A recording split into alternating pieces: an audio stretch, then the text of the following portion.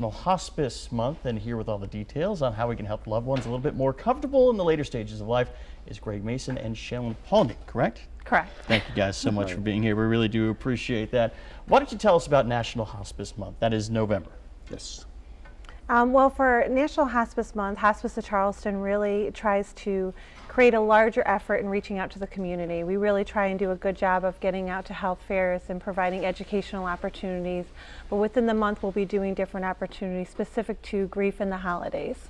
And Greg could speak a little bit more of that. Please. Yeah, that's kind of an extension. We find in November, just everybody's getting into the holiday spirit here pretty soon. So we set up programs. A lot of people are suffering through grief during this period, and you always see everything's projected as perfect family, perfect holidays, perfect meals.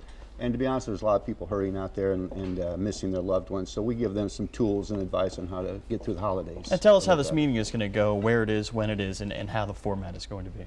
I believe we provided some information so that that can go across your screen as far as where the locations will be, but we'll be doing this in conjunction with McAllister Smith Funeral Home. Okay. We'll also be holding our own presentation over at the Hospice Center off Long Point Road. And it'll be an opportunity for the community as they come over to Long Point Road location to be able to also take a tour of the center if they haven't done that already. And if they would like more information, they could reach us at Hospice of Charleston, 529-3100. And there's got to be so many more Americans now that the population, the baby boomer population is growing, that need this care, and certainly a lot more people that need to find out about it. Absolutely. I mean, one of the things that we try and do as far as going out into the community is trying to get rid of some of those myths that are out there about hospice, to make hospice kind of an everyday conversation. You know, we hope that you don't need us right now, but when you do, we want you to know about the fabulous service and the different clinicians that are available to you, as well as the work of a chaplain and the wonderful volunteers that we have within Hospice of Charleston. Yeah, can you talk about some of those services, what people might need later on in life? Absolutely. Some of the things that we're able to offer through the hospice benefit is, of course, the case manager.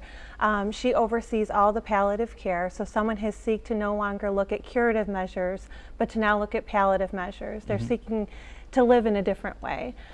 We also have the personal care aides that help assist with that daily living skills.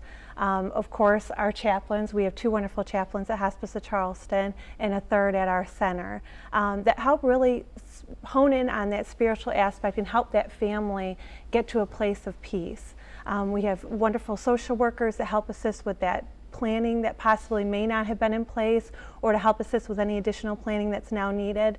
And then our volunteers are kind of the, you know, the sprinkling on the cupcake. They kind of do a little bit of everything to provide some relief, specifically to that caregiver, running errands, providing personal housekeeping, yard work, those type of things. Okay, so for more information on hospice care, especially at Hospice of Charleston, what can we do?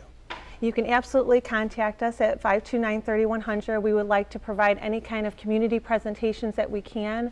Also, if anyone is interested in us providing specific Hospice 101 or grief opportunities at their work, we'd be able to do that as well. And again, this is coming up with the holiday season, so important. Yes.